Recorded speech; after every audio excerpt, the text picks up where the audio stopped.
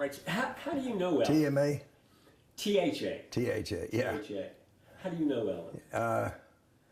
Well, Ellen is an amazing woman, and I got to know her as a curator. We were fellow curators we are fellow curators on the Georgia Historical Society, and just studying Helen is just amazing to me, being able to start a company like she did 20 years ago, and a very successful home health care company, and then to be able to work with her directly as I did. We co-chaired a fundraiser for the Georgia Festival, Historical Festival 2 years ago, and Helen, very competitive, was determined that we were going to set an all-time record for fundraising for this event. And with her leadership and me following her, between the two of us, we did set a record over $750,000. So, and I just have to attribute so much of it to her. And the great thrill I had is at the end of the festival, which takes place in February, I think February the 12th, the birthday of Georgia, when Oglethorpe landed, we have the Georgia Parade with all of the children. So because we were co-chairs, we walked together in the parade, and that was a lot of fun. So I've got wonderful respect and love for Ellen Boach, a most deserving person going into the Business Hall of Fame in Savannah. That's fantastic. That's fantastic. What really successful with that campaign?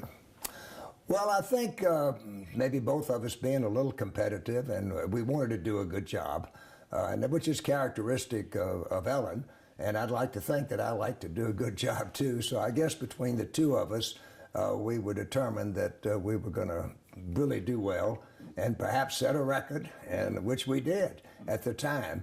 So I think maybe the competitive juices came out in both of us. Perfect. How do you guys both have a similar viewpoint on the importance of Georgia's history, since that's obviously an organization you're both involved in?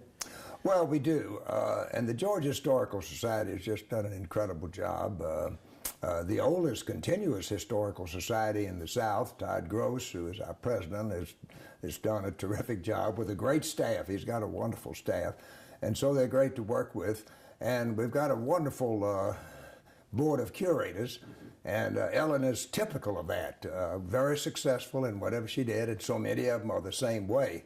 So because of that, to be able to teach history throughout the state, to collect and to deposit and have it available, it's amazing how many people come in and use that for research purposes. So we're trying to, it's spread throughout the state of Georgia, and all of the affiliates throughout the state, the museums, the history societies in the various counties, all are supported by the Georgia Historical Society.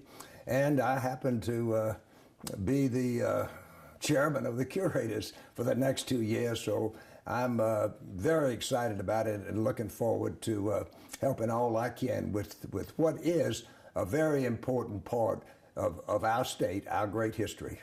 That's terrific. You got other stuff. Ellen, as a Savannah girl, did she strike you that way?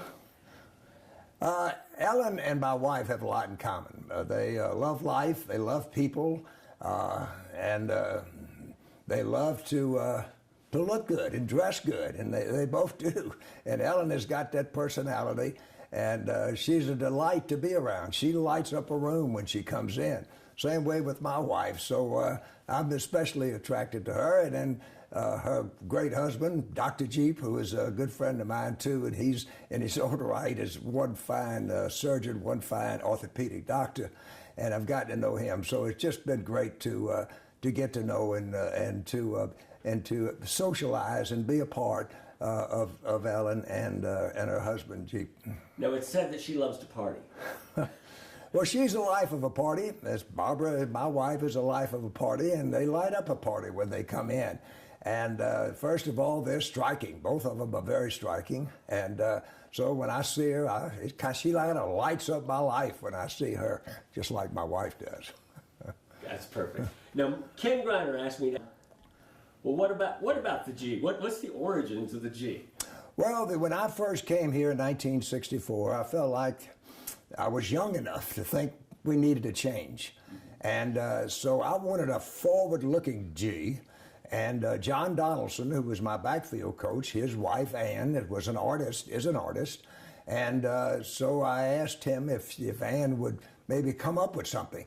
So as it turned out, it was very similar to the Green Bay G, but not the same. But since it was similar, we did contact them to see if it was okay. But what sets our G apart from any other, this forward-looking G, is the fact that it's black on white on red.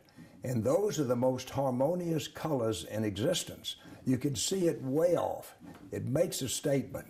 And I think that the fact that we won some football games when I first came, which enabled us to keep the G, and the G is an important part of what we're all about. They've taken it now and used the slogan, "Commit to the G." And that is very, very important to the Georgia people. So I'm proud that I had something to do with it. That's perfect. I know you got a busy day. Thank you very much. Does that work out all right? I think it's perfect. All right.